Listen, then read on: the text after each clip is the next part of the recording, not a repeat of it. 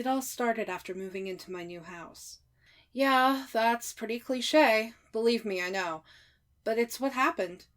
I never experienced anything supernatural before, and though interested, I never really expected anything to happen to me. I was able to rent the house for pretty cheap. I didn't think anything of it because it was old and not in the best of neighborhoods, so I guessed I just got a good deal. After moving everything in, things were fine for a while. I don't remember exactly when it started because it seemed so minor at the time. I'd leave a light on in the kitchen or the bathroom and come back to find it off. Honestly, I thought I was just forgetting that I turned them off already when I came back. After a while, I began to wonder and started leaving a couple lights on purpose. Sometimes nothing would happen. Sometimes I'd come back to find the lights turned off. By now, I figured out that something was off. I wasn't really scared, but just confused. I thought maybe something was wrong with the electronics. I started leaving lights on a bit more often, because I thought I might be able to get some sign of why they would randomly shut off. That's when it started to take another turn. The first real time I remember something crazy happening was when I left the kitchen and living room light on while I was asleep. I woke up to a deep, rumbling growl coming from the kitchen. Now, from the bedroom, you can see down the hall to the living room, and that room is connected to the kitchen. I remember waking up and thinking that there was an animal or something in my house. I looked down the hall toward the living room to see the light darken. Somebody had flicked off the light from the kitchen. Another low growl came, this time from the living room, and I nearly screamed as I saw something bolt across the length of the hall opening, and then the living room light went out. I couldn't tell exactly what it was, though. It just seemed like a black shadow or something. It didn't really matter. I was just scared shitless. I bolted from my bed then and threw on the bedroom light, expecting something to be in this room and getting ready to come after me. Nothing. There wasn't anything in the room. I let out a low breath and then I slowly moved down the hall into the living room. Once I got to the end, I practically ran to throw on the light switch there. Again, nothing. Kitchen next, and once again, nothing. I was starting to think I dreamed all of it before I went to turn off the kitchen light and stopped. Now, I was a grown man, but here I was terrified to turn off that switch, and I'll admit it, I slept with the lights on that night. That was a mistake. I woke up the next morning. All of the lights were off once again. I went to push myself out of bed and winced as my body felt sore. I pulled the sheets off to see long red marks running down my legs and arms. It looked like something scratched me in the night. That terrified the hell out of me, but not nearly so much as what I saw around the house. Every light I left on was smashed. Every light bulb that was on last night was broken. Every lamp knocked over and smashed in. My breath caught in my throat as I looked around. Something was fucked up as hell here, and something tried to, do something to me. I called in for work that day and went to immediately replace the lights. I didn't know what to do then. I thought about leaving, and I know this probably sounds stupid, but this was my home. It was my first time away from my family, and this was my home. I couldn't give it up. So, I stayed. Even as it got worse. Even though I was beginning to become terrified of the dark, I couldn't really sleep with the light on me at night in the bedroom. I'd leave other lights on, though, like in the hall or the living room, giving myself enough to see pretty well in my darker room. And almost every night, I'd wake up in the middle of the night to hear something growling and prowling around the living room, and then the lights would shut off. I didn't want to go look. I was terrified at the thought of being in the same room with whatever was in there. So I curled up in bed and prayed it never came in. One night, after this went on for a while, I had it. I bought a gun and turned on every light in the house. Then I sat down in the middle of the living room with my gun in my lap and a baseball bat sitting next to me. I waited. There was nothing at first for a long time. At around 2 a.m, I began to hear it. Oddly, it was behind me. I turned and peeked toward the hall to my bedroom and could hear that familiar growl. I swallowed and held my gun in one hand and the bat in the other, and slowly began to step around to get a better view of the bedroom from the living room. As I began to get a view of my bed, I heard a loud thump, followed by an inhuman roar. I, being the brave man I was, jumped back and away from the hallway.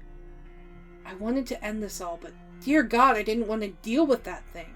I could hear tearing and smashing, but And I don't know how I caught it, but I did manage to hear an audible click, and then nothing. Slowly I went back to peek down the hall, and the light was off once again. A deep breath, and I ventured forth, my weapons ready. When I came to my bedroom and flicked the light back on, I gasped. My bed was ravaged, torn completely apart.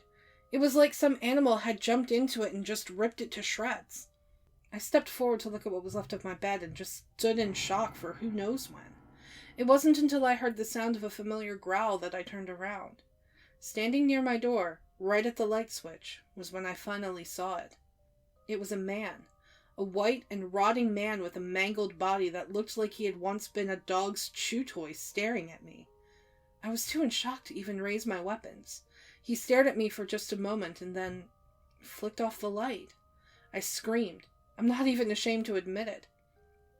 I screamed and bolted.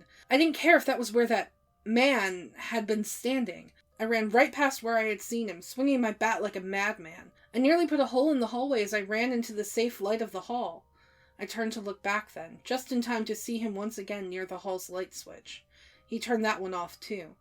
By then, I didn't want to fight. I wanted to be safe. I burst past the living room and into the brightness of my kitchen. I heard the sound of growling and scratching nearly all around me then, and I knew he was coming back. I looked back to once again see that mangled and rotten corpse of a man turn off another light with a broken finger and plunge me into terrifying darkness. I broke for the living room. This was going to be my final stand. I'd have to fight here. I drew close to the standing lamp that was my last line of defense.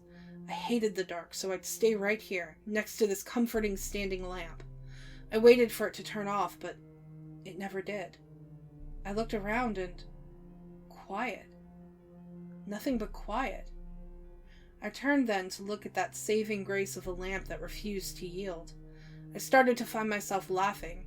A crazy but alive laugh, and I thought I'd finally be okay. I stepped closer, and I swear I almost hugged that lamp. I heard the growl first, not from behind me but in front. From the lamp. My eyes widened, and I stared as the light from that lamp intensified. I stumbled back, and I don't know what happened, but I think I tripped on something. I just know I found myself flat on my back staring up at that bright, intense light. It wasn't comforting any longer. Just hot and heavy and bright. I thought it was going to burn me away. And then it came. I don't have words to describe what poured from that lamp's light. It was hideous, twisted, and filled with rage. I know I'll never forget those eyes, though. Bright, hot, and white, two glowing circles of pure malice. It hated me. It hated everything about me, and not just me, it hated all of us. Every human being. But it was stuck here, and it would lash out at what it could. Me. I don't know how I knew this, but I just knew. It lunged for me, and I prepared myself for a painful death. Click. The light went out. Once again came darkness. Sweet, quiet, relaxing darkness. I stayed on the ground for a long moment, letting my eyes adjust as I kept my gaze fixated on where my standing lamp was. As the seconds passed, I could start to make him out. That mangled man standing by the lamp, one torn hand upon the switch as he looked down at me. I understood then. I understood what it all meant. Everything that happened. The man pulled his hand away from it and then pointed a mangled finger toward it before very clearly shaking his head from side to side. All I could find myself doing was nodding. He wasn't the one trying to harm me. All this time, all those instances, he was trying to protect me. That creature could only come in the light, and this mangled man had been trying to keep me safe. He didn't want someone else to repeat his mistakes.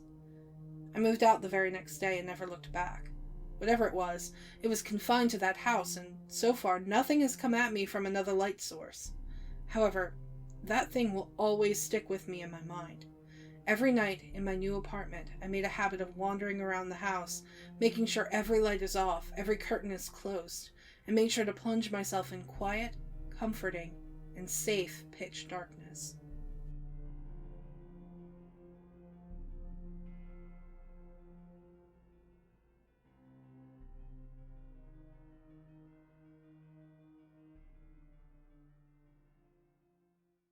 Hey guys! Do you like our content? Do you want to support the show?